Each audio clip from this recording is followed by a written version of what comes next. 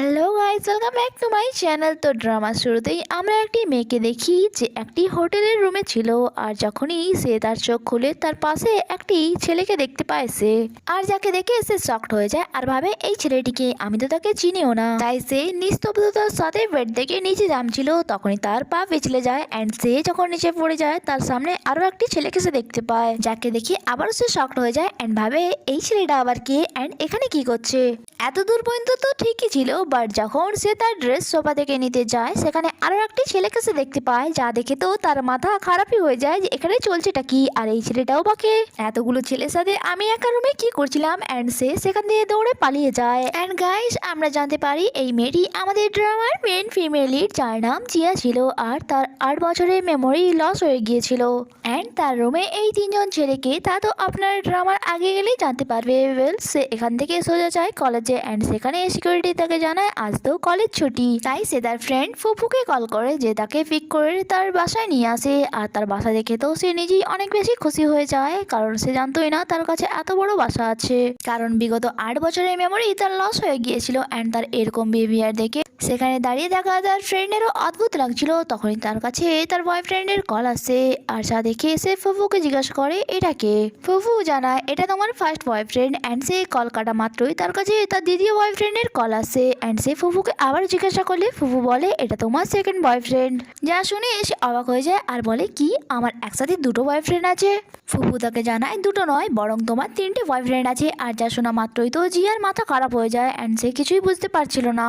জিয়া একটি অ্যাডভার্টাইজমেন্ট কোম্পানিতে জব করতো অ্যান্ড সে যখন কোম্পানিতে আসে তার তখনও তেমন কিছু মনে পড়ে না, বাট ফুফুর বোঝানোর পর সে কোম্পানিতে তেমনই বিহেভ করে যেমনটা সে গত 8 বছর ধরে করে আসছে।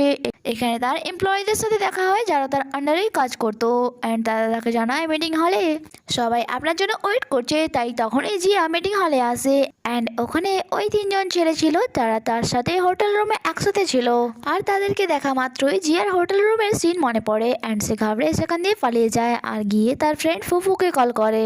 আর কিছুক্ষণ পর নিজেকে কাম ডাউন করে সে আবারও মিটিং হলে ফিরে আসে অ্যান্ড তাদের 3জনকে দেখে ভাবছিল জানি না লাস্ট নাইট আমি তাদের সাথে একই রুমে কি করছিলাম। তারা যখনই জিয়াকে কিছু বলতে যায় সে লজ্জা পেয়ে বলে যে আমার লাস্ট নাইটে কি হয়েছিল সে ব্যাপারে কিছুই মনে নেই। তার এই কথা শুনে বাকি 3জনও খুশি হয়ে বলে যে লাস্ট নাইটে কি হয়েছিল সে ব্যাপারে আমাদেরও কিছু মনে নেই।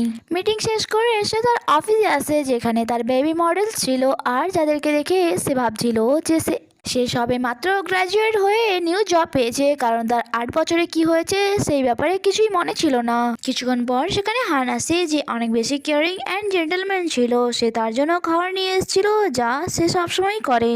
এখানে জিয়া তাকে মিস্টার হান বলে, তখন হান বলে তুমি সব সময় আমাকে তুমি বলে এসছো, বাট আজকে মিস্টার হান কেন বলছো। তাই জিয়া এমন প্রিটেন্ড করে যেমন কি তার সবকিছুই মনে আছে। এরপর জিয়া হানকে জিজ্ঞাসা করে তুমি কি আমাকে বলতে পারবে যে লাস্ট নাইট আমরা হোটেলে কি করছিলাম। হান বলে অ্যাকচুয়ালি অনেক বড় একটি ডিল ক্র্যাক করেছিলাম আমরা, যার কারণে সেলিব্রেশন করছিলাম, বাট ড্রিঙ্ক করার পর আমার তেমন কিছু মনে নেই। যা শোনার পর জিয়া রিল্যাক্স হয়ে যায়। এরপর হান সেখান দিয়ে চলে যায়, বাট জিয়া তো ভাবছিল যে সে কত handsome and caring person. Next সিনে আমরা জিয়াকে ক্যাফেটেরিয়াতে দেখি, তখন সেখানে মেং এসে তাকে ব্যাক হাগ করে নেয়, আর আমরা জানতে পারি মেং ড্যাশিং টাইপের ছেলে ছিল, যদি সে কিছু স্থির করে সে সেটা করেই ছাড়ে। আর তাকে দেখার পর জিয়া তাকেও একই কোশ্চেন করে যে লাস্ট নাইট আমরা হোটেল রুমে কি করছিলাম। মিং বলে আমি তো যেতে চাইছিলাম না, বাট তুমি বলেছিলে যে সাথে চলো, সেখানে তুমি কিছু শিখতে পারবে। জিয়া তাকে আবার জিজ্ঞাসা করে যে তোমার কি মনে আছে ওখানে কি হয়েছিল, আর এখানে মিংও একই আনসার দেয় যে ড্রিঙ্ক করার পর আমার কিছুই মনে নেই।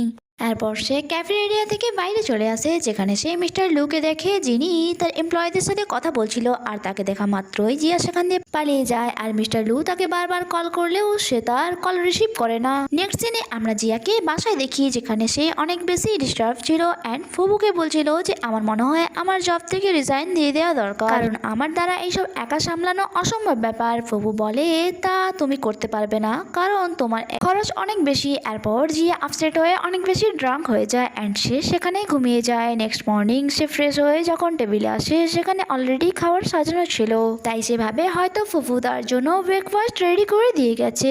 বাট সে অবাক হয়ে যায় সেখানে হানকে দেখে। হান তাকে বলে তাড়াতাড়ি ব্রেকফাস্ট করে নাও, তারপরে আমরা দুজনে একসাথে অফিসে যাব। যখন কি জিয়া তো সেখানে হানকে দেখে অনেক বেশি রেগে গিয়েছিল অ্যান্ড ফুফুকে মেসেজে গালিগালা দিচ্ছিল, কারণ ফুফুই হানকে সেখানে ডেকেছিল। তারপর জিয়া যখন মিল্ক খাচ্ছিল কাল রাতে অনেক বেশি ড্রিঙ্ক করার কারণে সে এখানে ভমিটিং করে ফেলে। অ্যান্ড হান যখন এটা দেখে সে তাড়াতাড়ি এসে তা পরিষ্কার করে দেয় অ্যান্ড জিয়াকে বলে আমি ইদানিং নোটিস করছি তুমি অনেক বেশি চেঞ্জ হয়ে গিয়েছো। অ্যান্ড সে তাকে ডাইরেক্ট কিস করে দেয়। আর এখানে তো জিয়াও কিছু বুঝতে পারে না, তাই সে হানকে কিছুই বলে না। নেক্সট সিন আমাদের কনভারসেশনের সিন দেখানো হয়, যেখানে মিস্টার লু লিয়াকে বলছিল তুমি রেডি তো এই প্রজেক্টের ব্যাপারে সকলের সামনে বলার জন্য। বাট জিয়া তো কিছুই মনে পড়ছিল না, তাই সে কিছু ডকুমেন্টস ইচ্ছে করে নিচে ফেলে দেয় অ্যান্ড তা তোলার বাহানায় নিচে ঝুঁকে যায়। আর সে ভাবে এইরকম সিচুয়েশনে আমার কি করা দরকার যাতে আমি এখান দিয়ে যেতে পারি। অ্যান্ড সে তার হেড সজোরে ডেস্কে মারে, আর যা করা মাত্রই তার কিছু স্মৃতি মনে পড়ে যখন সে এই প্রজেক্টের ব্যাপারে ডিল করছিল। আর তারপর সকলের সামনে এই প্রজেক্টের ব্যাপারে সে ইজিলি এক্সপ্রেশন দেয়, আর যা সে এত ভালো করে বলেছিল সেখানে বসে থাকা সবাই তার জন্য ক্ল্যাপিং করে। এক্সপ্রেশন শেষ হয়ে যাওয়ার পর লু যখন সেখান দিয়ে চলে যাচ্ছিল জিয়াকে বলে তুমি আমার কেবিনে এসে দেখা করো। আর জিয়া যখন মিস্টার লুর সাথে কেবিনে দেখা করতে যায়, লু তার সাথে কথা বলতে বলতে অনেক ক্লোজ চলে আসে তার, আর তাকে দেখে মনে হচ্ছিল যেন জিয়াকে সে কিস করবে। অ্যান্ড এই রোমান্টিক সিনের সাথে এই এপিসোডটি এখানেই শেষ হয়। আগে কি হয় তা জানতে স্টে কানেক্টেড। Bye bye.